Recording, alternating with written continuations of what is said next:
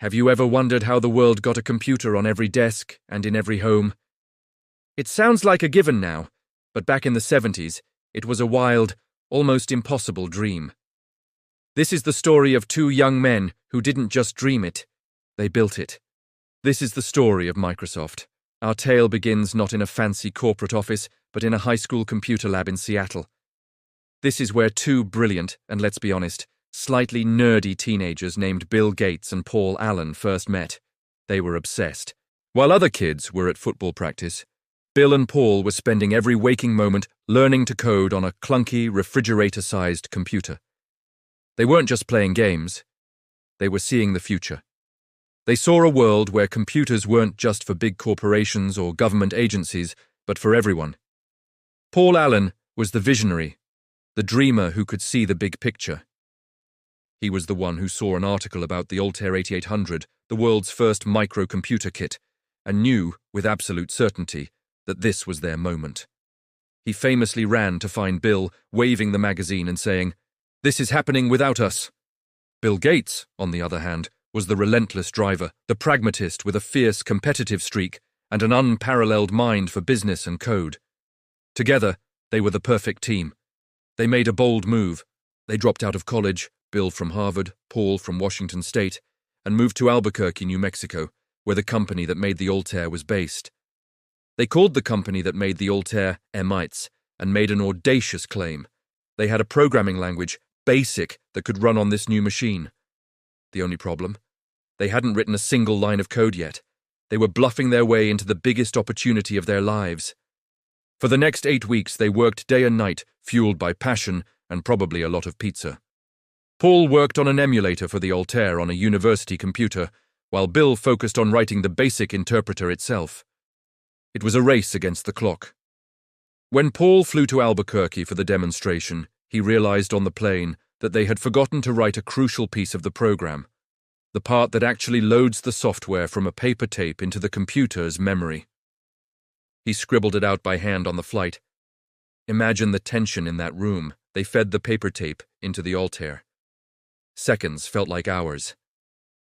Then, the teletype machine clattered to life and printed, "Memory size?" Bill typed a command, and the machine responded perfectly. It worked. On the spot, Emites agreed to license their software. In that moment, on April 4th, 1975, Microsoft was born. Their initial vision wasn't about fancy graphics or slick operating systems. It was about software.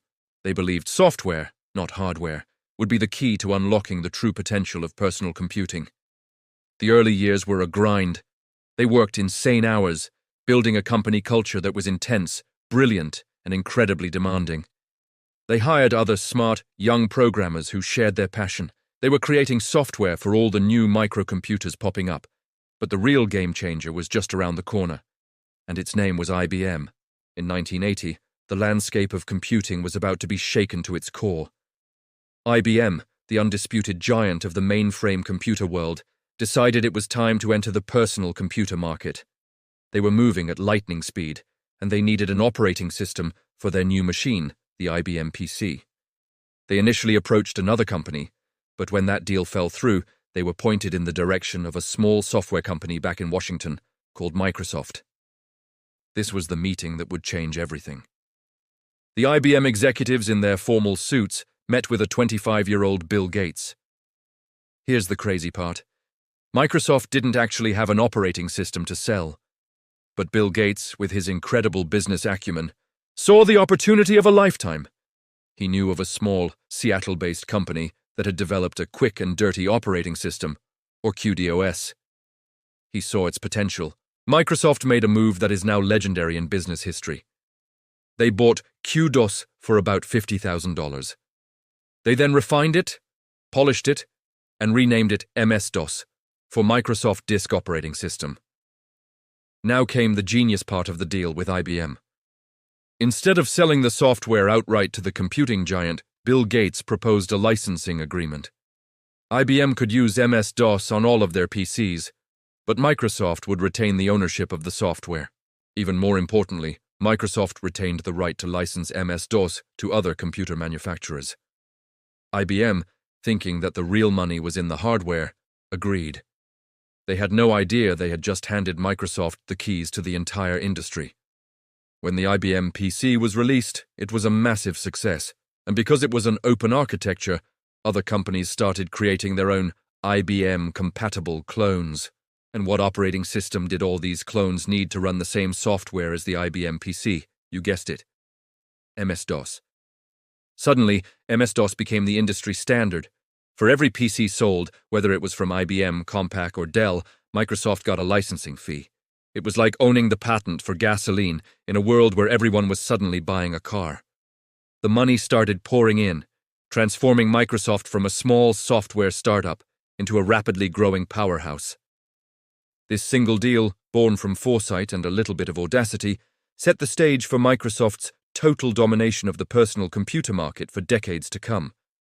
With the financial success of MS-DOS, Microsoft now had the resources to pursue an even bigger dream. They had seen the graphical user interface developed at Xerox PARC, the little pictures and icons, the mouse, the windows. This was the future, a way to make computers accessible and intuitive for everyone, not just programmers.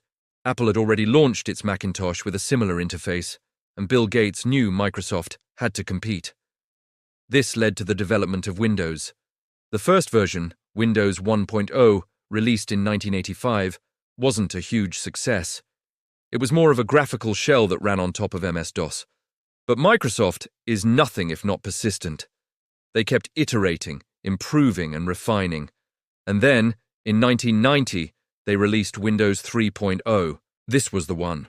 It was stable, it was usable, and it brought the graphical user interface to the millions of IBM-compatible PCs around the world.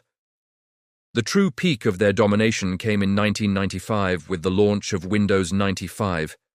This was more than just a software release, it was a global cultural event. The launch was a spectacle, with Jay Leno hosting and the Rolling Stones' Start Me Up as its theme song. People lined up at midnight to buy a piece of software. It was unprecedented. Windows 95 integrated MS-DOS completely, introduced the Start button and the taskbar, and made personal computing easier and more powerful than ever before. With Windows installed on over 90% of the world's personal computers, Microsoft had achieved its vision: a computer on every desk and in every home running Microsoft software. From two teenagers in a high school computer lab to a global technology empire, the story of Microsoft is a testament to vision, ambition, and the transformative power of software. They didn't just build a company, they built the digital world we all live in today. Thanks so much for watching. If you found this story as fascinating as I do, make sure to hit that like button and subscribe for more deep dives into the history of technology. See you in the next one.